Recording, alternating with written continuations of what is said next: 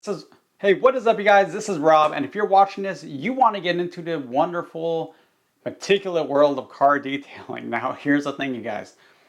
It's actually very rewarding when you get into, learning how to properly, care for your vehicle's paint and all that. And also, in my opinion, it's a bit of a cost-saving measure. Part of what got me into learning how to do like my own paint correction, all that kind of stuff is I don't want to pay someone else to do it. That was pretty much that simple. So for this video, I'm going to go over some of the items I think are pretty good basics just to get you started on this. And honestly, I feel like they're a pretty good way to essentially get your feet wet into the car detailing world. You want to use some proper towels, guys. I recommend the Chemical Guys Microfiber Towels. Link is below. I've been using those for, at this point, it's been maybe 8 years, and so far they've been working very well for me. You got to remember that when you are, when you're done washing your vehicle and you're drying it off, the towels are probably one of the easiest ways to start swirling up your paint if you don't use some nice ones, some nice proper microfibers, especially ones that aren't clean. You know, I've I've seen people drying their vehicles with paper towels, much to my horror, and sure enough, their paint kind of reflected that. You want to make sure to have, the proper drying apparatuses, just to try to keep everything good. Now, some people do say just use a leaf blower to get the water off. That kind of works. The thing is, if you end up putting a leaf blower too low, you might end up just blowing dirt and rocks from the floor up onto your vehicle, which kind of negates the whole point of this, right? So I do highly recommend looking into some nice microfiber towels. Also, because for other things you might want to do, such as using quick detailer or applying, wet waxes, those kind of things, you'll want to use those for that as well. So definitely look into some of those. When washing your vehicle, it's important to consider how are you going to be applying soap to your vehicle, right? So there are two main ways, and I actually use both ways. This depends on the mood and how much effort I want to put into it. Number one, just use a nice simple foam cannon. Really cool, guys. It's just a gun foam cannon attachment you put on over your hose, screw it on. It does a job. You put soap and water into the canister on the bottom, and then it just makes a good amount of foam come out that will cover your vehicle. Now, this foam, it's more of a runny foam. If I were to compare it, it would just be as if you took some dish soap and you sloshed it all around into a container, and then you just kind of threw it on top of a vehicle. It's good. It's good. It does a job for if you just want to do a quick wash job. But if you really want to, go really hardcore with the foam, you do what I do. I bought a cheap Sunjo pressure washer that is linked below, as is the foam cannon I talked about earlier. And then I actually got a foam attachment for that Shunjo pressure washer that will attach, to the gun that the pressure washer came with. This makes some really good thick foam that will really just stick to the vehicle for a good while and not just run off. Again, I only take this out when I'm on to a really thorough job. Maybe it's been a long time since I washed my vehicle, but it does the job.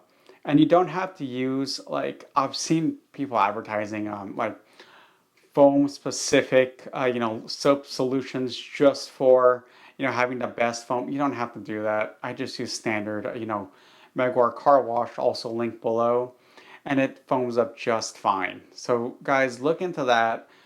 Kind of figure out, what is your budget and how in depth into the foam game do you want to get? Because it is fun and satisfying to watch. Now, after you've applied the suds to your vehicle, now it's time to do the two bucket method, right? So you want to use the right thing. Again, not a sponge, not a brush, please don't. Use a nice microfiber mitt. They are so inexpensive. I linked to the one I use down below. Works phenomenally. That's really all there is to it, guys. Use that. So let's say you want to get a little bit cleaner. Let's say you want to remove a few more decontaminants. Maybe you're going to wax it or something, right? So you really want to make sure the paint is as clean as possible. So usually after you wash your vehicle, you'll want to essentially respray on some of that soapy solution, whether it's using the foam cannon or, like I said, pressure wash with foam attachment. And then you use either a clay bar or a clay mitt. Now, a clay bar works pretty well. What you're doing is you're essentially gliding it over the surface, and it helps remove, decontaminants. Usually it's really satisfying, but clay bars are also kind of small. So it will take a while if you want to do the whole vehicle properly. Clay mitt makes it a little bit quicker. it's a larger surface area. It's not going to be as good, but usually it's good enough for getting off most contaminants because it's a good size that you can just kind of run it over the vehicle and pretty much get off everything you're trying to get. Now, again, like I said, the clay bar is definitely a bit better at it. I do recommend that more for the problem areas, but usually the clay mitt is enough.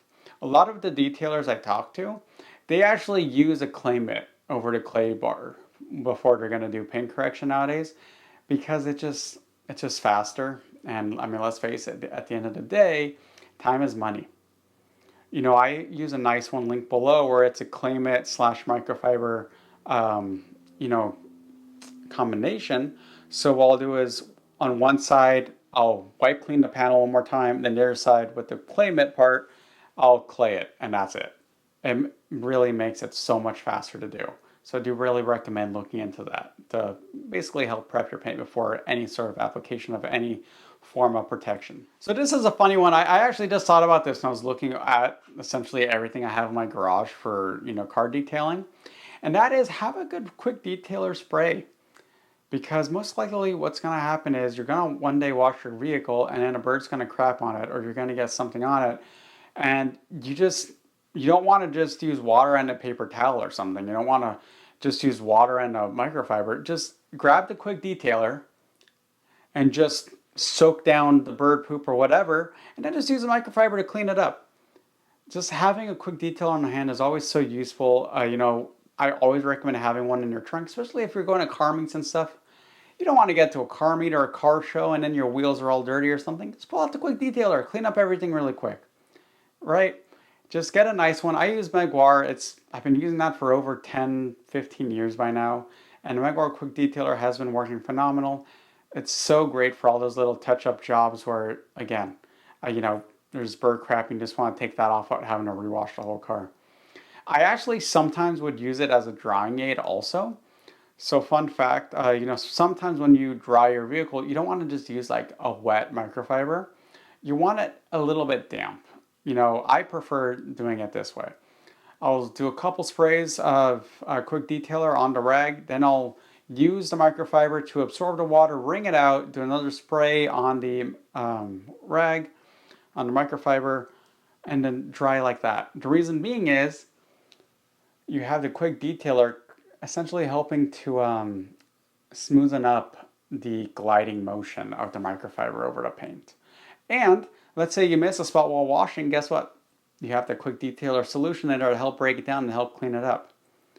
So I do really recommend looking into a nice quick detailer as both a drying aid and just for cleanup. I do recommend looking into a nice dual orbital machine for if you do want to do any paint corrections and swirl removal, and actually helps with a bit of light scratch removal as well. A lot of people, they get kind of scared to use this because the idea of putting a machine onto their vehicle is kind of daunting, which I get it. But the whole thing is that, you know, these dual action orbitals, you're not going to burn your paint or anything unless you're really, really, really trying. You know, it's not like the old school, you know, buffing machines with the wool pad. You know, usually you'll use like just a soft foam applicator on these machines and you're really not going to ruin anything. So I highly recommend looking into one. I did link, you know, one down below. I use a Griot's one. I don't think it's actually, you know, really made anymore, the model that I use. And I've been using it for years and it's just so awesome to be able to do my own paint corrections and again, remove any light scratches just on my own. You know, I used it on my Forester I had, my Tacoma, my Mustang, my Supra. There's a variety of vehicles. Always works. I'm not going to recommend, you know, polishing or compound in this video because you kind of have to look at the ones that work for you as well as the applicators, aka this foam that you would apply to the machine itself. You know, then you will want to see which ones you need for your own specific use cases. How about that, guys? If you're getting into car care, you know, want to take care of your paint, those are some items I recommend looking into. You know, I like to use my videos as a discussion, so if you have any comments, please let me know, things I should add, shouldn't add. With that, guys, you know, again, let me know down below. This is Rob. Have a good one.